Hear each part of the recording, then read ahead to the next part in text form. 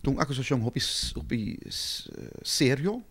por certo, se é nota verdade, mas com essa verdade mesmo, me nota vai bisa, se tem uma investigação penal andando e é necessário para seguir uma pessoa, para escutar a conversação de telefone, etc., a única hora que esse pode suceder está conforme lei, se o ex-comissário dá-nos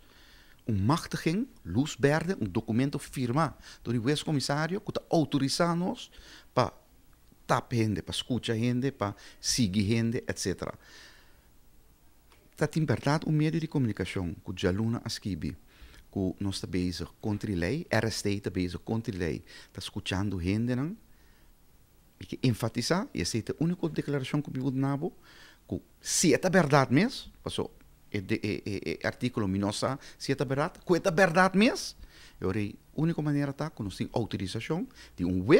ex-comissário que está dando nos luz verde para fazer isso. Esse aí nos contesta.